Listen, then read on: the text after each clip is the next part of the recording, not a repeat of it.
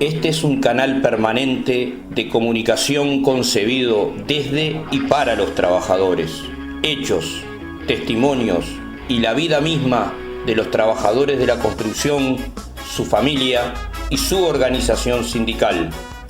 Diseñado y producido por el Sindicato Único Nacional de la Construcción y Anexos, SUNCA, PIT-CNT. Muy bien. Bueno, vamos a empezar, ¿le parece? ¿Qué precio? Es como en el micro ahí un poquito.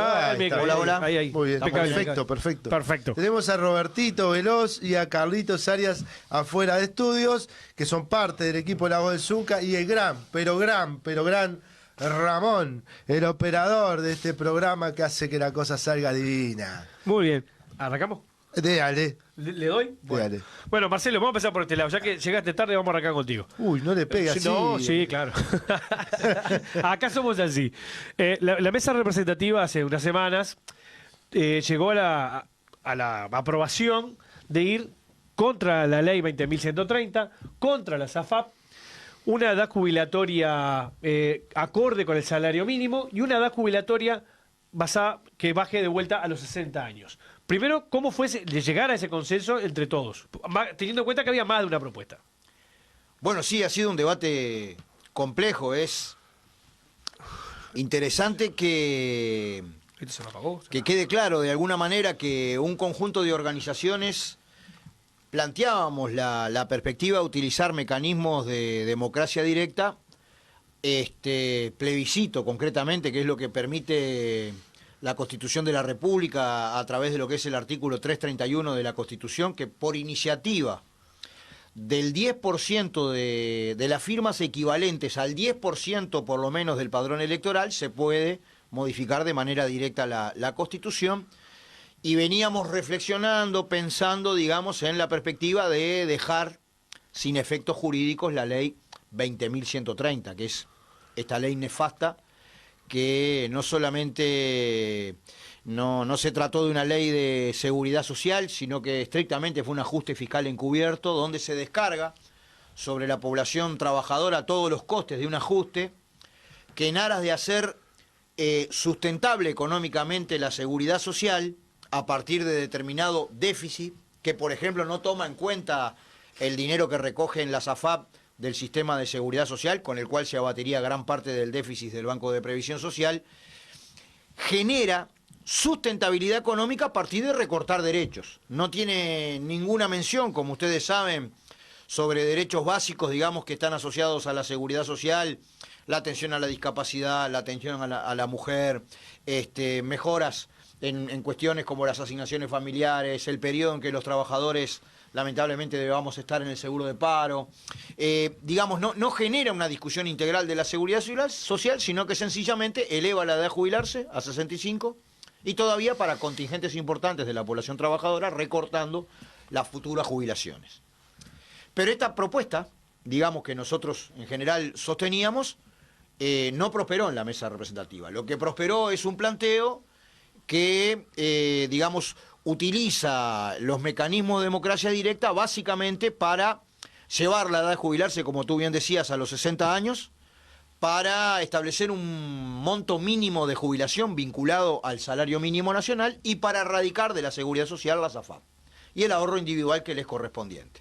Bueno, obviamente nosotros somos gente del movimiento obrero, sabemos que son bien importantes todas las formas de discusión previa antes de tomar una decisión, pero somos gente también de disciplina y no se nos ocurriría a nosotros en una asamblea de obra o en una asamblea de fábrica, digamos, que hayan distintas hipótesis para encarar un problema laboral y que después de que la asamblea resuelve, cada uno hace lo que quiere. Nosotros reconocemos lo que resolvió la mesa representativa y bueno, como es de estilo de los militantes de la clase obrera, nos ponemos al frente de la decisión.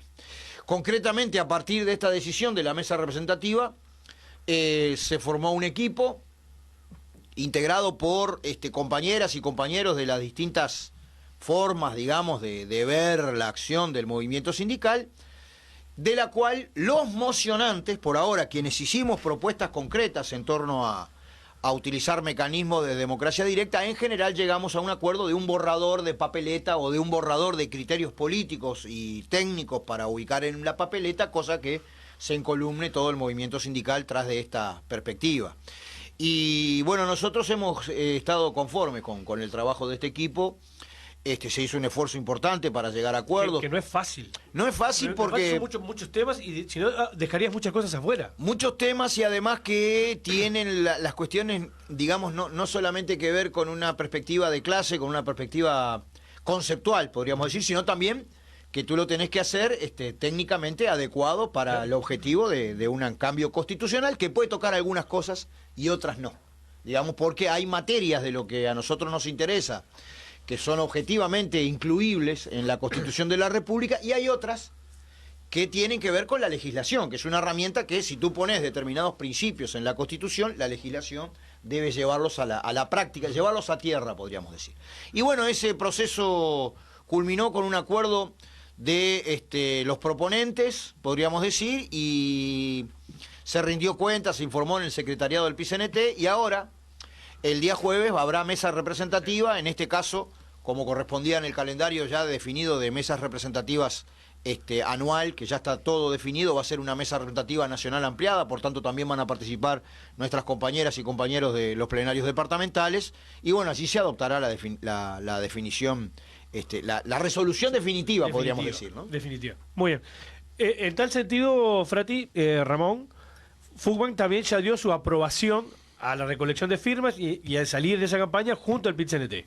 Sí, nosotros tenemos una definición hace muchos años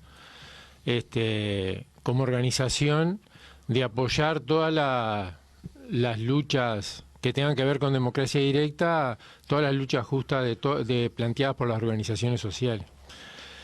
Eso surgió allá por el 2013, debido a que cuando la dictadura pretendió pasar a propiedad horizontal a todo el movimiento cooperativo y hacerlo desaparecer, la FUBAN contó con la solidaridad de toda la clase trabajadora organizada y pudo frenar a la dictadura en ese intento, con la juntada de firma del 84. Entonces, tenemos una definición en ese sentido, pero además tenemos una posición definida de que la seguridad social es un derecho humano inalienable y que no puede estar en manos privadas, por ejemplo. A nosotros nos parece una barbaridad. O sea, lo de las AFAP, nosotros no estamos en contra del ahorro individual que puede hacer cualquiera. Ahora, el ahorro individual que nosotros tenemos, si se puede hablar de inmoralidad en el capitalismo, es una inmoralidad. O sea, en otros países, si vos ahorrás individualmente en un banco y el banco invierte tu plata en un negocio y al banco le va mal, perdés vos y pierde el banco. Pero si le va bien, ganás vos también. No, acá no. La AFAP es un negocio redondo porque invierten, si les va mal, te baja la guita vos. Y si les va bien, se quedan con todo y no te corresponde nada. Entonces es una barbaridad. Pero digo, siempre estuvimos en contra de la AFAP. Sí, hace años que estamos tratando de derogarlo. Y nos parece que es la oportunidad, teniendo en cuenta que esta reforma jubilatoria que aplicó el gobierno no llegó a contar con el 26% de aprobación de la población, ¿no? Sí. Eso es un dato muy importante. O sea que transversaliza todas las opiniones políticas la posición contraria a esta reforma. Entonces nos parece que hay que blindar algunos derechos. Me parece que la Constitución, la reforma constitucional es el camino. Blindar algunos derechos porque cuando los avances tecnológicos apuntan a que nuestra vida sea más feliz y trabajemos menos y cosas, nos quieren hacer trabajar más. Es el mundo al revés esto. Es insólito. Y es insólito que haya un país que la seguridad social esté bancada casi enteramente por los trabajadores, porque los patrones aportan bien poco acá. Aportan la mitad de lo que aportamos nosotros. Y en algunos casos menos. Entonces, ni en los países más capitalistas duros se da eso. A ver, digo, son cosas que no admiten la menor discusión. Entonces sí, nosotros estamos a la espera de lo que decida la central. Tenemos que agradecer que nos hayan hecho partícipes de esta discusión previa, que tuvieron la delicadeza incluso de consultar permanentemente a Fugman, siendo que nosotros no tenemos por qué ingerir en en las decisiones de la central, pero sí hay una tradición de hermandad de clase y agradecemos mucho eso también, ¿no? Sí, te digo, creo que son los exportadores soja aportan 1,9, así que... Sí, no, es Y insólito. hasta menos también, por eso te decía. Marcelo, en esta papeleta o en este acuerdo, en esa lectura, en ese texto, hay algunas modificaciones del artículo 67. Contanos un poco qué es el artículo 67 y cuáles serían las modificaciones que se llevarían adelante. Bueno, el artículo 67 de la Constitución de la República justamente que está referido a la seguridad social en general. Y digamos que en este artículo lo que se ubican son aquellos aspectos que podríamos decir más programáticos. ¿Cuáles son las cuestiones que deben resolverse a través de la seguridad social? Y el tema más programático, más general, es que la seguridad social es un derecho humano fundamental. Es decir, por esa razón, en realidad, ya solamente definir que la seguridad social es un derecho humano fundamental, en último término, esa declaración programática erradica el lucro de la seguridad social, porque si algo es un derecho humano fundamental, no debe estar sometido a una lógica que predomina en la sociedad capitalista. En esta sociedad, naturalmente, hay distintos ámbitos en donde no solamente es permitido el lucro, sino que el lucro organiza, es el leitmotiv del funcionamiento económico-social. Y bueno, evidentemente que si tú consideras que la seguridad social es un derecho humano fundamental, estás diciendo, bueno, señores, aquellos que les interesa el lucro tienen otras esferas en las cuales actuar en esta sociedad, pero no en la seguridad social. Pero, más allá, digamos, de esta definición, que es una definición general, en cierta medida abstracta, bueno, luego tiene que ver con la universalidad del sistema, la solidaridad intergeneracional, es decir, nosotros tenemos que tener, digamos, una perspectiva de que la seguridad social sea organizada bajo el principio de la solidaridad, es decir, desde el punto de vista de la financiación, eso implica que el que tiene más pague más, no como ahora donde los trabajadores pagamos un 15% y el empleador un 7,5%, pero también la solidaridad desde el punto de vista de las prestaciones, que quien está más vulnerado en esta sociedad reciba, digamos, el apoyo de la seguridad social. Y también la solidaridad no solamente intrageneracional, es decir, de quienes hoy estamos, que seamos solidarios con los que menos tienen, sino también intergeneracional, es decir, que lo que nosotros hacemos ahora no anule los derechos, por ejemplo, de la generación próxima. Está establecido allí un principio, digamos, que tiene que ver con el reparto, un principio que tiene que ver con la suficiencia de las prestaciones. ¿Qué significa esto? No es solamente la cuestión de que la jubilación tenga una referencia ahora vinculada al salario mínimo nacional, es que el conjunto de las prestaciones se busque, digamos, de que sean efectivamente suficientes para promover la buena vida.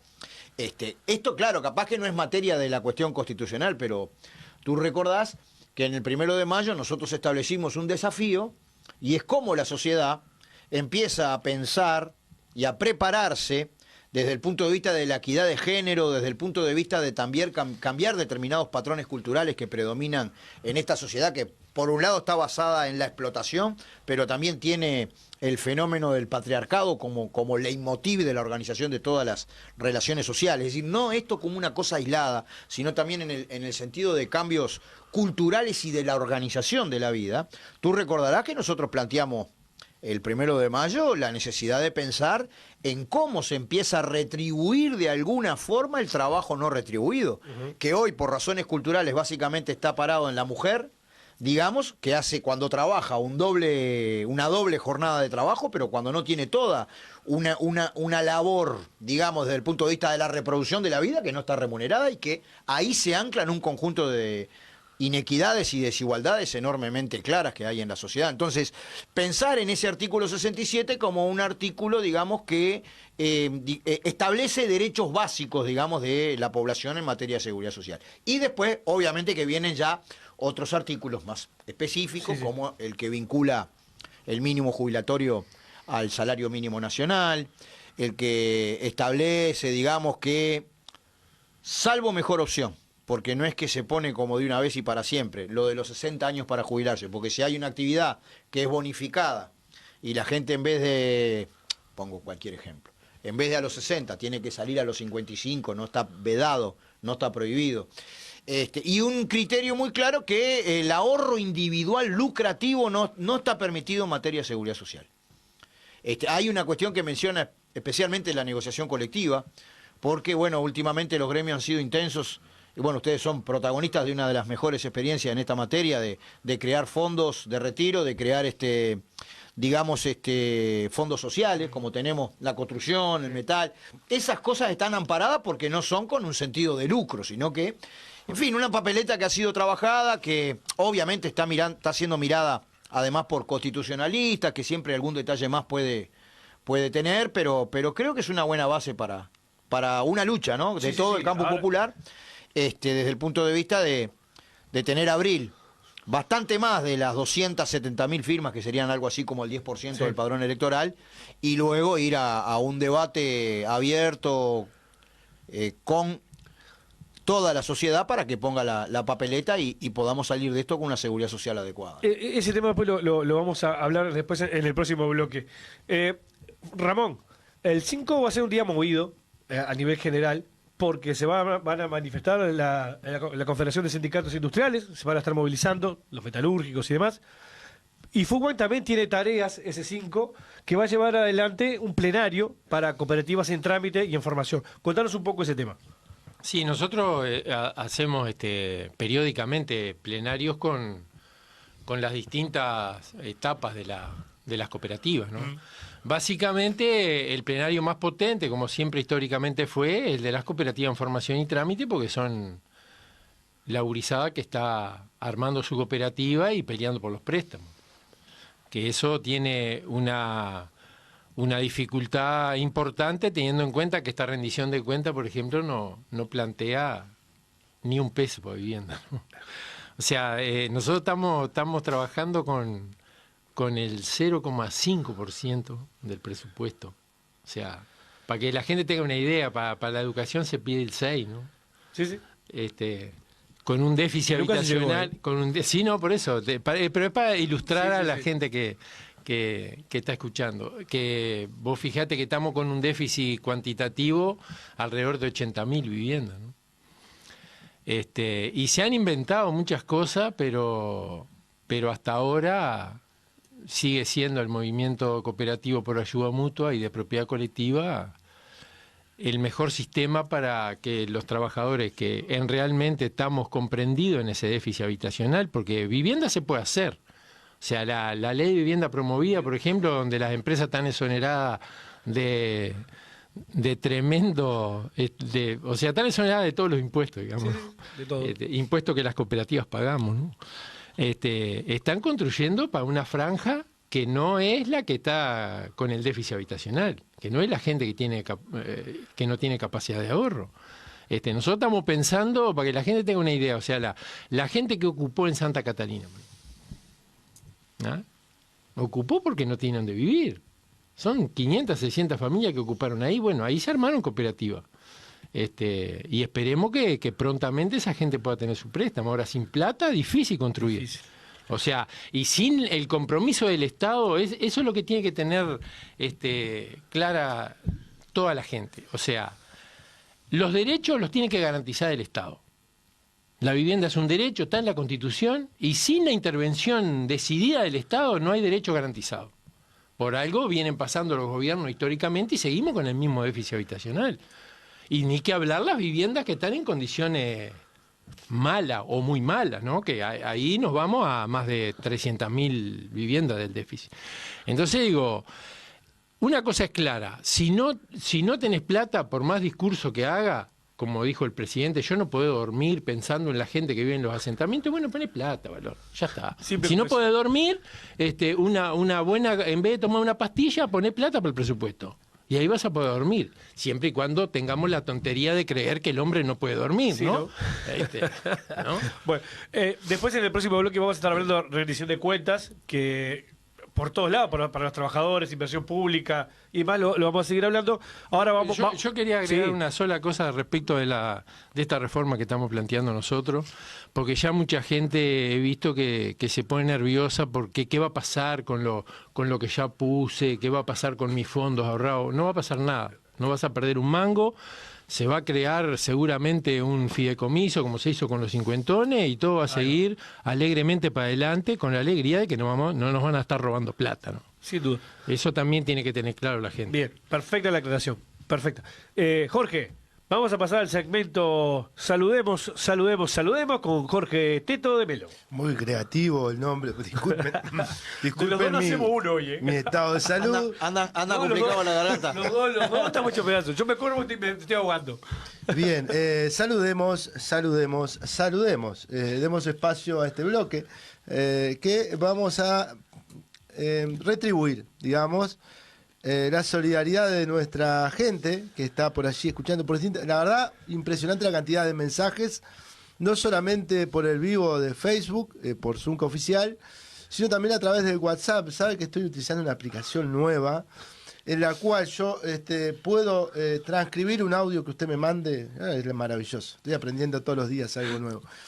Yo estoy en un programa de radio y me mandan audios, por lo tanto no los puedo escuchar. Exacto. Pero lo mando a un contacto y ese contacto, que se llama, creo que TranscriptMe, la aplicación, me traduce en texto todo lo que el audio dice.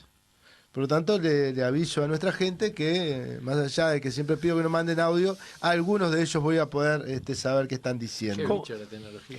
No, ¿Cómo está, Tremendo, ¿Cómo tremendo. Y esto nos es muy útil, pero nosotros muchas veces estamos en reuniones, entonces es muy difícil escuchar audios, pero a veces estamos necesitando escuchar algún audio y no lo podemos hacer.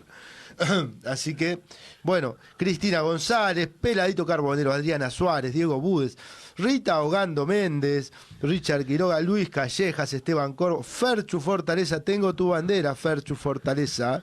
Vamos a tener que coordinar porque va a quedar en mi mochila, si no por mucho tiempo. Yo tengo la de Miguel, ¿eh? Bueno, entréguela. No estuvo en toda la semana. Entréguela. No estuvo en toda la semana. Víctor Gularte, Daniel Telis, Patricia Silva, Federico Gutiérrez, los trabajadores de Montelecnor que trabajan para la UTE andan ahí en las camionetas, están escuchando. Así que un gran saludo para ellos. Juancito Godoy, compañero que nos hace muchas veces la publicidad rodante de forma totalmente gratuita para las organizaciones sociales, un crack. Irineo Olivera, Laura Pereira, Álvaro Lesi, Pedro Olivera, Adán Bueno, Eduardo Daloglio, Estel Olivera, Sutiga Pizzenete, Martín Rodríguez, Miguel González, Carlos Ferrecho Míguez, Marcelo Noblí, Eduardo Araujo, Matías de Marco, Cristian Quintero de Sintep, el compañero Matías de Fuesi, ¿no? Gustavo Gómez Medero, Antonio Cañete, Rosana Elena Giacoya, y tengo un montón más, Julia Almeida, Juan Winger, el máquina, que a veces le decimos Singer en vez de Winger, le decimos también el máquina. El tío Juan. El tío Juan. Javier Colman, Rubén López, Jorge Indio Sosa, Ana Lafarranderie, y así, y seguimos. ¿Cómo Listo. venimos? Bueno, lo vamos a dejar para después de esto porque tenemos una lista larga. Sí. Pero lo invito a ir a la pausa, ¿le parece? A mí me parece Pero bien. nos vamos a ir con la voz Es del lo único Zucca. que usted invita. Porque después sea no invita rostro, ni- No sea rostro. Es bravísimo. Los cocodrilos en los bolsillos tiene usted Bueno, puede ser. Bueno, nos vamos con la voz del Zucca. Una voz. en construcción. Productora televisiva Román Producciones. Para 227 canales de TV en 27 países de los 5 continentes.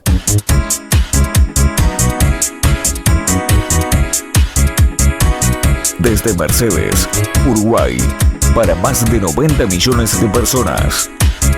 Román Producciones, para el mundo latino.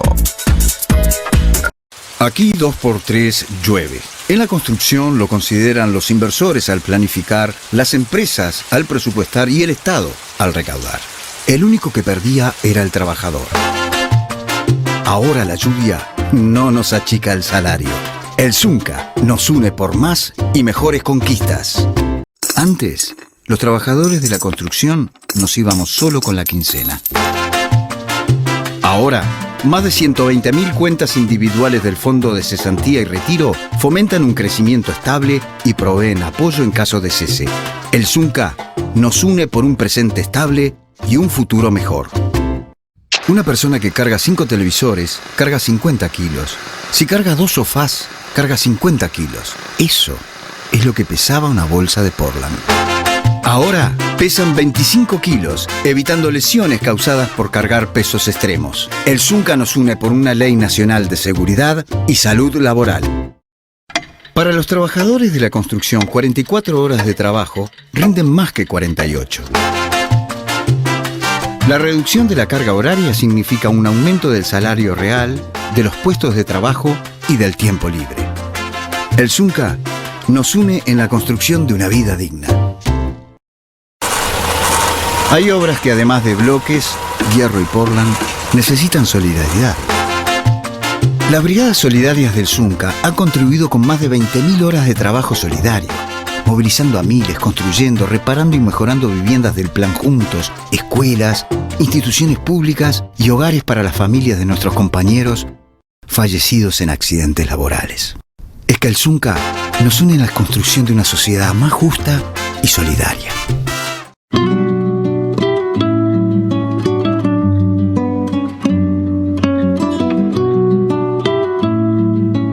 Hoy la vida sale a trabajar con la alegría de contar con más derechos, porque a través de una lucha de años, la seguridad en el trabajo es ley en la conciencia de los trabajadores, y porque no hay pena mayor que la pérdida de una vida, y es con el respeto de las normas de seguridad que la mayoría de los accidentes laborales pueden evitarse, para que el pan y la dignidad de hombres y mujeres no se confundan con las lágrimas, para que ninguno falte donde se lo está esperando.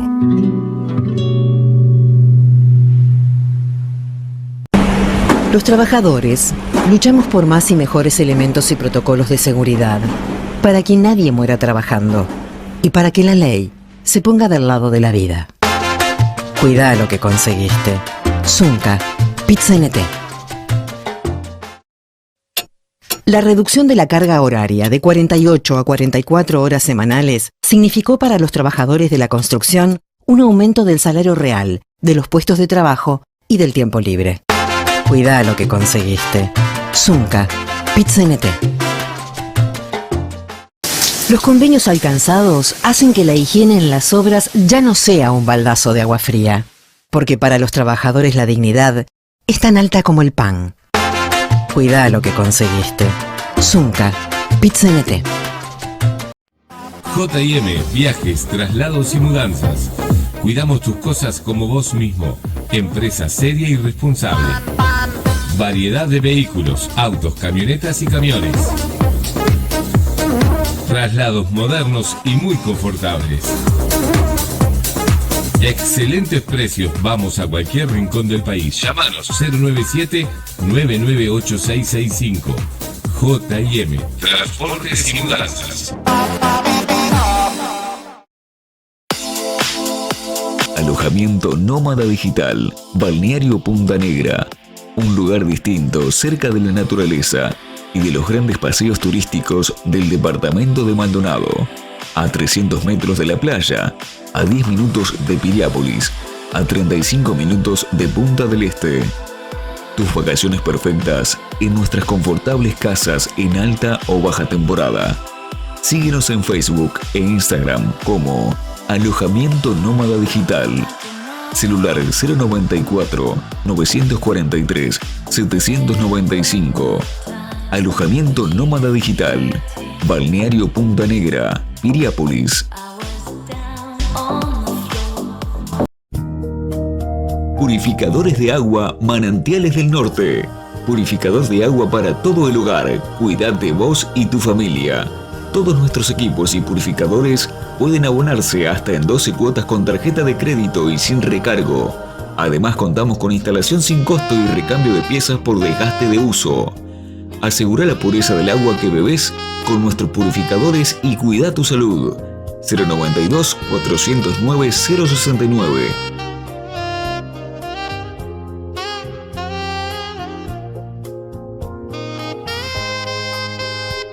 Purificadores de agua Manantiales del Norte.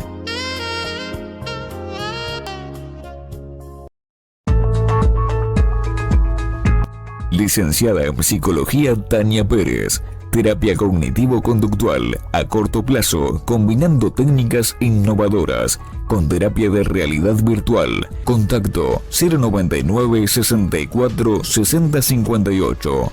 Web psicólogataniaperez.com.uy.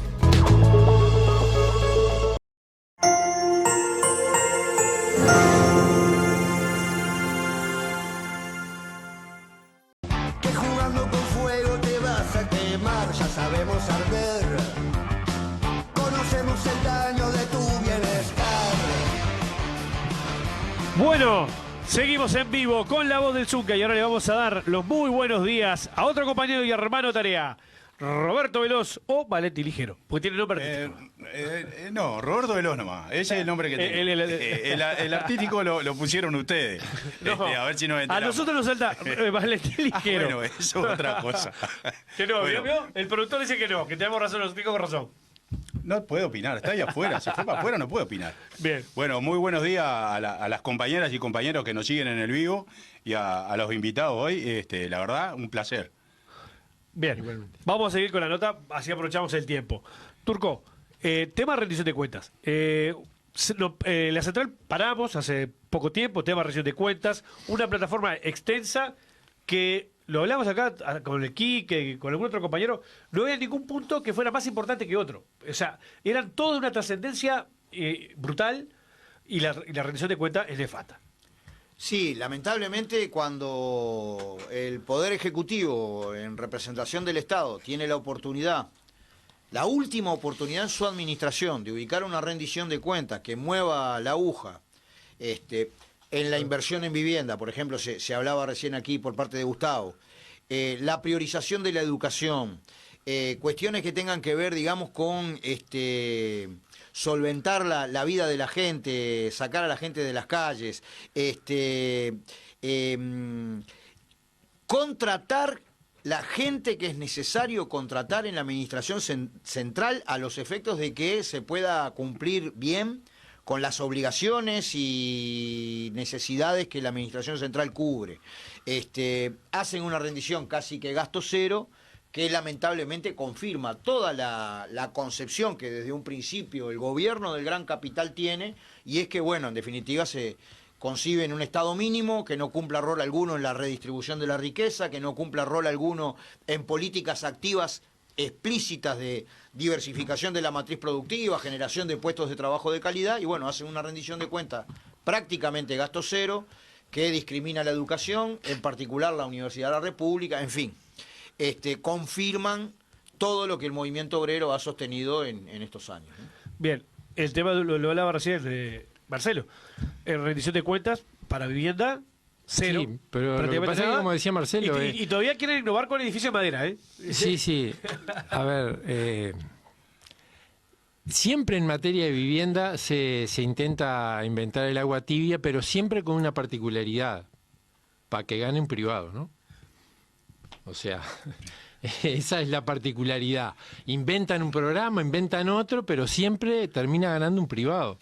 Eso lo hizo también el padre de este muchacho cuando inventó los núcleos básicos evolutivos, y nosotros le sacamos la cooperativa de Franja 1 y con lo que las empresas construían 35 metros cuadrados, nosotros construíamos más del doble, con la administración de los trabajadores y ayuda mutua. O sea, a ver, no está más o menos todo inventado. Ahora nomás el Quique está en México, está en Guadalajara, invitado por el gobierno de la ciudad de Guadalajara, porque quieren implementar ¿no? Sí.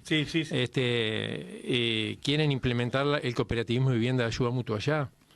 O sea, en otros países quieren copiar el modelo y acá se le pega el modelo, ¿no? Es bastante insólito. Capaz que es porque la gente se organiza para luchar por derechos, ¿no? Que no les conviene que haya mucha cooperativa de vivienda. Pero sí, Marcelo decía algo que es muy importante y que nosotros hemos sufrido este tiempo y que todavía seguimos sufriendo y vamos a seguir sufriendo, pues si se aprueba lo del Neptuno vamos a seguir sufriendo, que es el ingreso de personal para garantizar derechos, porque cuando el Estado toma personal es para garantizar mejor los derechos que el Estado tiene que garantizar. Lo de la OCE es un ejemplo patético. O sea, una empresa estatal que pierde el 50% de lo que produce, del agua que produce, por falta de personal, es bastante jodido. Tenemos el problema de la UTE también. ¿Cuántos años hace que los compañeros vienen reclamando incorporación de personal? ¿Ah? Tenemos Montevideo, donde hacen falta 11 cuadrillas de mantenimiento de socorro, ¿no? Que cuando tenés un problema va, y están laburando con 4, con 5 cuadrillas, porque no hay personal. Entonces digo, el estado mínimo no es ninguna novedad. O sea, es viejo esto. Esto es viejo. O sea, lo planteado el liberalismo, siempre lo ha planteado el liberalismo. Porque seguro apelan a una libertad bastante sui generis, ¿no? Que es la libertad de las gallinas entre zorros libres. O sea, la verdad, ¿de qué le sirve la libertad a las gallinas si los zorros están libres también, no? Entonces, digo, es muy complicado. Pero yo creo que este gobierno le está dando una clase a los progresismos de cómo se gobierna para una clase, ¿no? Sin duda, sin duda. Entonces, cuando del otro lado a vos te dicen explícitamente, estamos gobernando para los empresarios, estamos gobernando para los mayaoros, porque se ha dicho, o sea, Gandini lo dijo la otra vez explícitamente, a nosotros nos interesa que le vaya bien a los empresarios. Por eso le rebajamos el salario a los trabajadores, para que le vaya mejor a los empresarios. Eso es un gobierno de clase. Y yo no critico eso. Yo no critico eso, porque yo soy enemigo de esa gente. Enemigo de clase. Entonces, cuando del otro lado se dice, no, hay que gobernar para todo, y arrancás en un piso bastante jodido, porque mucha gente que está abajo, y si vos decís gobernar para todo, seguís gobernando para los mismos. ¿Ah? Más o menos. Más o menos. Porque vamos arriba. O sea, vos tenés que emparejar la piola, porque hasta que no la emparejé, o más o menos la emparejé, los jodidos van a seguir siendo jodidos. Esa es la realidad. Y bueno, y los presupuestos y las rendiciones de cuentas son un ejemplo de cuando se gobierna para uno y para otros no. Sin duda, y le pasó con los cambios en la negociación colectiva, ¿para quién están gobernando? Otro de los tantos ejemplos que hay. Bueno, la LUC, ¿no? A eso voy. ¿Querés ejemplo más claro que la LUC? La LUC es todo a favor. A eso voy. Ya que la mencionaste. Tenemos el ejemplo de la LUC, ¿no? O sea, que podemos hacer muchas lecturas, pero hay una que no podemos obviar, es que se perdió. ¿Ah? Debemos aprender de eso, si bien ahora son menos firmas, ese es otro camino, pero ver cómo después hacemos para que la gente, como vos lo planteabas, meta la papeleta dentro del sobre y esta vez sí lograr eso. ¿Cómo vamos a lograr eso? ¿Qué estrategia o qué camino se va a hacer para eso? Bueno, clarísimo que hay 3 grandes etapas. La primera es adoptar las definiciones que tenemos que adoptar, tomando como lo que es una cuestión de principios del movimiento obrero y popular, que es la promoción de la unidad. Aquí han habido distintas opiniones.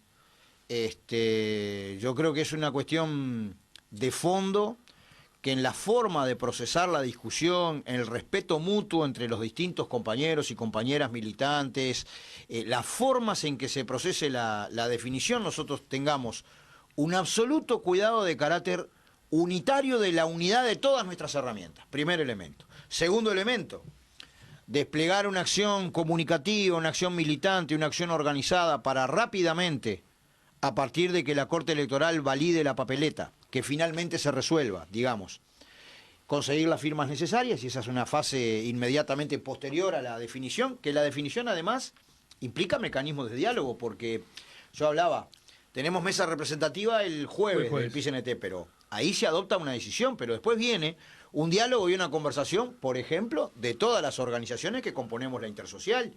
Este domingo hay una actividad que para mí es fundamental, que es el Congreso del Pueblo, que no es que va a funcionar como Congreso, pero allí se van a hacer explícitos los acuerdos que Los primeros borradores que se han adoptado en las comisiones. Y esto va al fondo del problema que tiene la sociedad uruguaya, que es la necesidad de ir a una matriz productiva diversificada que supere la dependencia, y eso además, al contrario de lo que ha planteado el gobierno del Gran Capital, que es una estrategia de inserción internacional de Uruguay versus las grandes potencias, tiene que ser intensa en unidad de América Latina. Si tenemos iniciativas importantes. Una segunda fase, la firma. Y una tercera fase es ubicar esto en los debates, digamos ya, cuando va a estar en disputa qué proyecto de país el pueblo instala en la administración del Estado, de que tome en cuenta también que en esta sociedad de desarrollo desigual, de el zorro junto a las gallinas, digamos, efectivamente precisamos no solamente trabajo de calidad, negociación colectiva, derechos, sino una seguridad social que opere de mecanismo de compensación al revés. Entonces, en la campaña yo creo que vamos a tener que dialogar y conversar mucho desde el punto de vista de que la gente ponga esa papeleta con independencia de a qué partido político libremente la ciudadanía escoge y tiene derecho a escoger, que ponga la de su partido, es decir, la cuestión de que haya una seguridad social incluyente de sus propios derechos. Preguntabas, porque nosotros como Zunca hemos salido muchas veces a buscar firmas, o por la LUC, o por lo que tiene que ver con la ley de discapacidad, y nosotros, por estar acá en el lugar que estamos, de repente determinada información manejás. Claro. Ah, es cierto. Pero con los compañeros vos necesitas capacitarlos o prepararlos cuando vayan a hacer esa tarea. Porque a veces vos tenés que explicarle a un vecino cómo lo puede perjudicar esta reforma jubilatoria, porque no ni siquiera es una reforma de la seguridad social, es una reforma jubilatoria. O ajustes cuenta contra los trabajadores nada más. Pero preparar a los trabajadores para esa tarea. Y sí, es fundamental. Tienen que haber talleres, tienen que establecerse los modos óptimos, digamos, de comunicación para el objetivo, con una diferencia, ¿no? Hay una pequeña diferencia entre el periodo donde tú juntás la firma del periodo donde le convocás a la gente a que ponga la papeleta. Sí. Porque cuando tú juntas las firmas, en realidad la gente va a firmar para que el pueblo decida. Sí. Desde un punto de vista lógico, podría darse el hecho de que inclusive alguien que no estuviera exactamente de acuerdo con la papeleta pudiera firmar, porque lo que está decidiendo con esa firma es que el pueblo va a decidir, digamos, ¿no? Después aunque obviamente los fundamentos tienen que estar claros antes, después hay que ir a una gran campaña, digamos, de comunicación y de organización. Yo me imagino el día de la elección nacional con múltiples mesas en los circuitos de gente de los movimientos sociales principalmente, repartiendo la papeleta para que la incluyan en la hoja de votación, ¿no? Bien. Frati, Ramón, el tema, ya que lo nombró el Congreso del Pueblo, FUCBA, ¿cómo lo está preparando? Y con la responsabilidad de siempre, ¿no? O sea, tratando de coordinar ahí la Comisión de Asuntos Sociales. Nos parece una instancia importante. Todas las instancias donde la clase trabajadora debate sobre cuestiones que hacen a la sociedad en su conjunto son instancias muy importantes que siempre nos tomamos con mucha seriedad. Obviamente, este aditivo de la reforma constitucional hace un poco más vibrante el asunto, ¿no? Yo quiero destacar algo acerca de la decisión que tomó la CNT con respecto a la reforma constitucional. Porque uno de los caballitos de batalla de la derecha es vincular a la clase trabajadora organizada a una fuerza política en particular, ¿no?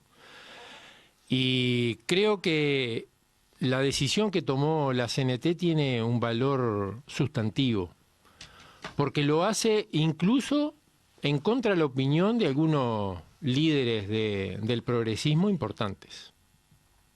Entonces se cae todo aquello del FAPIT y todas las cosas que tratan de enchastrar, ¿no? Y la clase trabajadora organizada da una muestra de independencia política que yo creo que hoy por hoy es fundamental.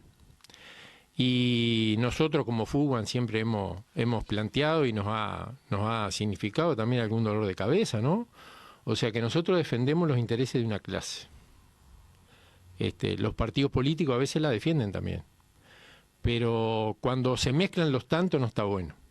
Entonces me parece una decisión que es muy importante porque da por tierra todo aquello de que el furgón de cola del FA es el PCNT y todas esas cosas que la derecha suele decir.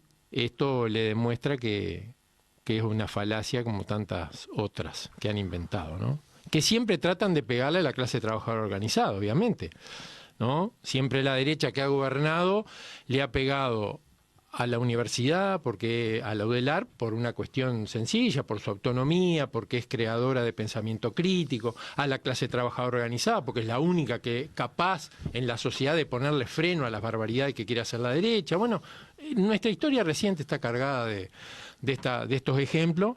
Entonces me parece que es una decisión de la CNT muy importante, y que yo creo que tiene ese valor de que le demuestra a la sociedad que no hay que entrar en, como dicen los pibes, en esa gilada, ¿no? Bien, yo no voy a dejar pasar la oportunidad de preguntar la necesidad de un fondo de vivienda real. Y sí, había un fondo. La ley de vivienda marca que tiene que haber un fondo. Y que el tema es que se desfondó. Se quedó con plata. Claro, en la crisis del 2000, el del 2002, reconocido por el ministro Achugarri, que tuvo la deferencia de ir a la sede de Fuban a reunirse con nosotros cuando agarró el fierro ardiendo que le dejó Alfi, de reconocernos que el fondo de vivienda se había ido por un gran agujero negro, ¿no? Entonces desaparecieron los fondos, o sea, quedó en cero el Fondo Nacional de Vivienda. Bueno, después ganó el Frente y hizo desaparecer una cantidad de fondos que tenía razones como para hacer desaparecer y nunca restituyó el Fondo Nacional de Vivienda. Entonces la vivienda empezó a depender de las migajas presupuestales. Y esto, digo, me parece que no corresponde, porque ahí vos entras a competir también con la educación, con la salud, con una cantidad de cosas. Entonces, digo, el fondo, ¿qué es lo que te permite? Saber que vos contás con tal recurso y poder planificar una política que vaya en contra del déficit habitacional en serio. O sea, vos te podés plantear, vos tenés esta guita, ¿no? Entonces vos te planteás, bueno, este año yo puedo construir tantas viviendas. ¿Ah? Incluso el Estado tiene la potestad de elegir el programa de vivienda más adecuado para solucionar eso. ¿Ah? Entonces, ¿a dónde direcciono esos recursos? Es un fondo independiente, que no depende del presupuesto ni de la voluntad política de ningún gobierno. Entonces a nosotros nos parece fundamental, porque por algo los legisladores que legislaron la ley de vivienda, que es una de las mejores leyes que se han aprobado, de las más progresistas que se han aprobado en el Parlamento Nacional en su historia, ya dijo que tenía que haber. Lo mismo que tierras disponibles para... pero está, el tema de la tierra es otro cuello de botella, ¿no? O sea... porque el capitalismo transforma todo en mercancía, ¿no? El agua la transforma en mercancía. Todos los bienes comunes que deberían ser de goce de todos los que vivimos en la tierra porque tenemos un lugar para vivir, lo transforma en mercancía. Y la tierra es muy complejo acá en Uruguay, ¿no? Sí, sin duda. Salvo que sea para Manini, que es color, este tipo de cosas. No, pero la tierra es un cuello de botella muy importante, sí, porque acá el negocio inmobiliario, nosotros hemos logrado derrotar al negocio inmobiliario en algunas cuestiones de construir en el centro, cooperativas en el centro, claro. Pero ustedes recordarán o recorren las cooperativas viejas nuestras, tanto en la periferia, porque el centro estaba destinado al negocio inmobiliario. Sí. Ahora no, ahora construimos y vamos a construir con vista al mar también. Entonces, me parece genial. Eso es muy importante. Bien, Marcelo, un tema o dos que son difíciles de solucionar, a mi entender, y verlos. Conflicto de los compañeros de Alfa de Acodique, que su huelga lleva un montón de tiempo. ¿Cómo podemos realmente, ante la omisión del Ministerio de Trabajo, y ya sabemos cómo hizo, qué el juego que hizo, cómo mejoramos eso, cómo podemos salir de ese paso? Y a su vez lo que está pasando con los compañeros de FOSE, ¿no? De llevar a la justicia, todo eso. Bueno, con respecto al conflicto de nuestros compañeros de Alfa, de Acodique, prácticamente ha sido una bandera permanente de todas las últimas movilizaciones del PICNT. Hemos participado junto a ellos en todas las reuniones clave, digamos, que desde el propio Ministerio de Trabajo han intentado que esta patronal deje su posición notoriamente antisindical. En conversaciones mano a mano, el propio Ministerio de Trabajo te reconoce de que aquí hay una decisión abiertamente antisindical de la empresa. Hemos conversado con los compañeros la perspectiva de que el movimiento sindical pudiere, ante la intransigencia de la patronal en los reintegros, a su vez habilitar conceptos, bolsas de trabajo, lista de espera para que esos compañeros no queden en la nada desde un punto de vista laboral. Y hemos planteado la posibilidad de que inclusive junto a otros casos el movimiento sindical uruguayo haga una queja clarísima en la Organización Internacional del Trabajo contra esta patronal que notoriamente discrimina a la organización sindical. Inclusive en las propias discusiones del movimiento obrero hemos planteado algunas formas de lucha novedosas, pero que claro, por las características del movimiento sindical uruguayo, pueden desarrollarse sí y solo si la organización de rama en la que están los compañeros lo establece. Entonces, yo creo que este es un tema que no puede quedar por ahí, desde el punto de vista del movimiento sindical, y de acuerdo a las posibilidades, digamos, lo tenemos que mantener en el tapete, porque es una conducta que eventualmente pudiera ser contagiosa, digamos, desde el punto de vista de una patronal que ataca abiertamente al movimiento obrero. Desde el punto de vista de la utilización de mecanismos judiciales para generar maniobras diversivas, para distraer de las cuestiones centrales, por un lado, porque al final de cuentas, efectivamente, toda esta cuestión judicial hasta logró distraer el problema clave que teníamos, que la gente le estaba saliendo por la canilla agua salada, ¿no? Hay que valorar las cosas desde ese punto de vista. Pero hoy el movimiento sindical emite un comunicado de preocupación, porque en definitiva, a través de este mecanismo que está absolutamente cargado de subjetividad, digamos, en definitiva se termina enjuiciando la acción sindical. Que naturalmente la acción colectiva de los trabajadores en sus sindicatos no puede ir contra la normativa vigente. No es porque, amparado en las libertades sindicales, yo puedo violar la ley o cometer delitos. No es eso. Pero en este caso, de manera notoria. Digamos, hay una diferencia de horario de cuando se producen los hechos denunciados de la reunión del directorio de OCE. Hay una diferencia del lugar. No tuvo ningún impacto lo sucedido. Bueno, entonces todo indica que ubicar este asunto como un atentado, algo así, dijo, ¿no? Sí. Y además en la órbita penal, bueno, parece como un despropósito enorme. Y bueno, nuestra solidaridad con los trabajadores de FOSE, que no significa esto, también lo quiero decir, que en el movimiento sindical haya una opinión para un lado o para otro desde un punto de vista de la cuestión táctica de si se estuvo bien o no en lo que allí se hizo, no. Esas son discusiones que son legítimas y son sindicales. A lo que nos referimos es a ubicar este asunto en la órbita penal. Bueno, es un disparate, ¿no? Y hoy va a salir un comunicado del y es parte de lo que hablamos, que no se contagie otra empresa, lo mismo, para llevar otro caso más a la justicia. Claro, es decir, la penalización de las luchas que tienen, obviamente no tienen nada que ver con el atentado, el desacato, el delito, no tienen nada que ver con esa cuestión. Bueno, yo les agradezco por venir, la participación. Ramón, ¿algo más en el final que quieres agregar? No, yo en la línea que venía planteando Marcelo, digo, los trabajadores cuando movilizamos tratamos de ajustarnos a derecho, pero también hay que tener claro que el derecho que nos gobierna es un derecho que responde a intereses de clase. Entonces, cuando se lucha por un derecho, muchas veces esa lucha está penalizada, como por ejemplo, y hoy hablábamos de la tierra, la ocupación de tierras, que antes era un tema civil, ¿no? Y no... Ahora... vas en cana. Con la luz vas en cana. Claro. Ahora vas en cana. No, es de antes de la luz. Bueno. Es de antes de la luz. Pero la luz lo empeoró. Claro. ¿Tá?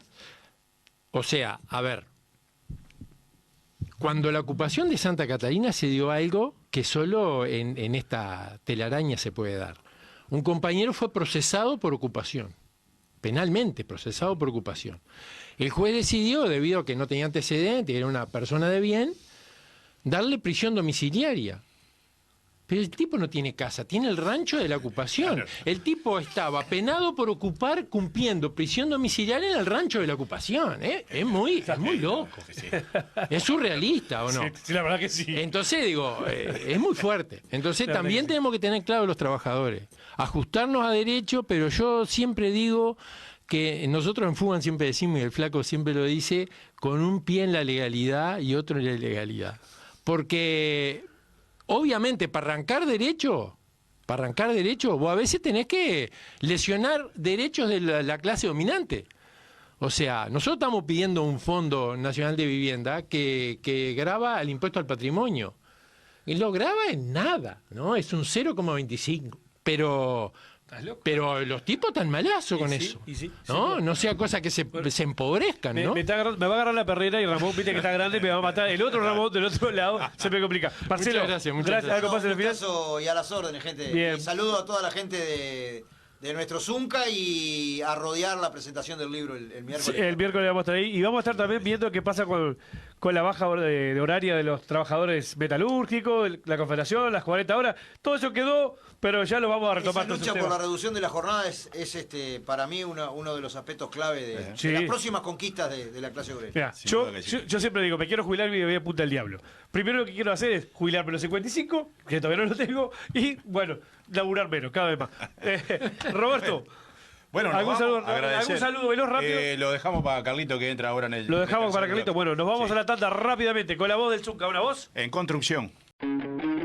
Este es un canal permanente de comunicación concebido desde y para los trabajadores. Hechos, testimonios y la vida misma de los trabajadores de la construcción, su familia y su organización sindical.